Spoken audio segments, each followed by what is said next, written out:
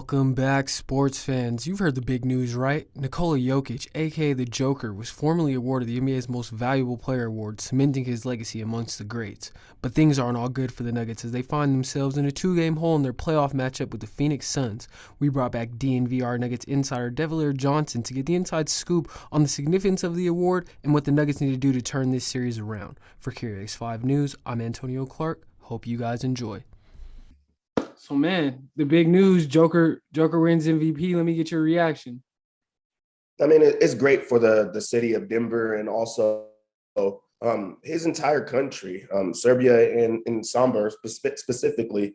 He's the first Serbian to win the award. And also, he took a chance. He came over to fulfill his lifelong dream. And he, in his MVP speech, said that he did not expect to play in the NBA. He did not even want to play in the NBA. He wanted to play in the EuroLeagues back home. And he takes the chance and fulfills his dream. And now he's the best player in the best league in the entire world. That means a lot to so many here. But for a whole country, that gives them hope and that gives them a player to look at. And that's monumental.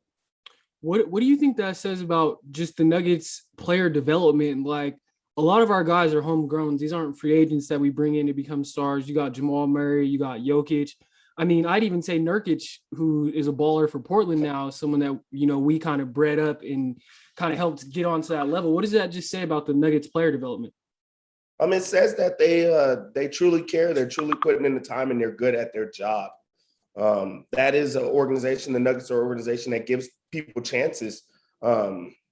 They have, people that are coming into the summer league and whatnot. And two-way players are now on different teams and they have a real opportunity to play. And that just goes to show that front office knows exactly what they're doing. So for there to be a team that's homegrown, that's big. Absolutely.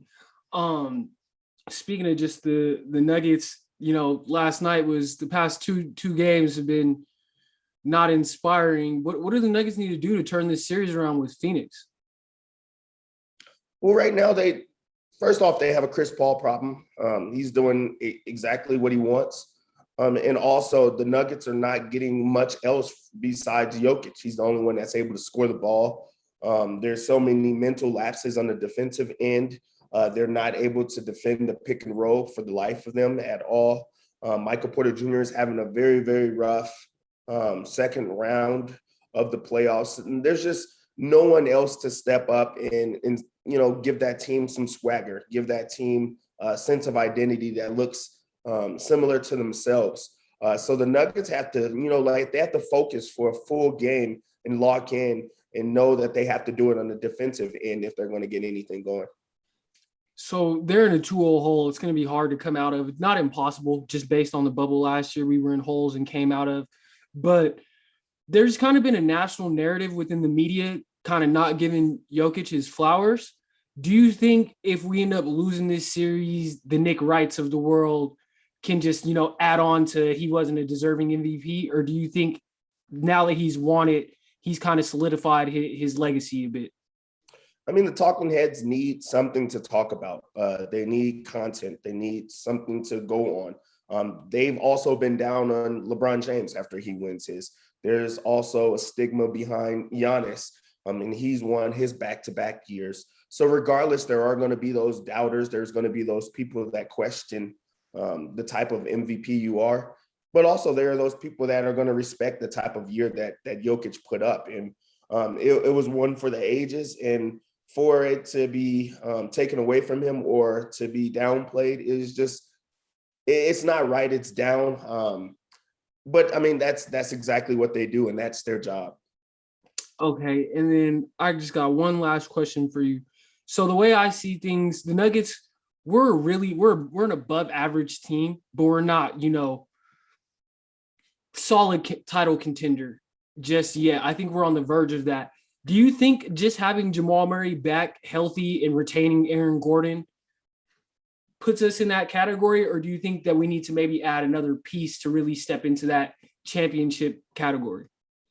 I mean, every team wants to get better. But even if you look at the season that they're having right now and the series that they're having, if you throw in Jamal Murray to this aspect, who's to say what the series would be? Also, the window is wide open as it's ever been for the Nuggets organization to actually make a push and be in the finals. The LeBron James, Steph Curry, they're not in the playoffs right now. And, those have been guys that have been in it for like the last decade or so. So to have an open window and for Jamal Murray to not be there or the Nuggets to not be at full strength, it's a missed opportunity that they had.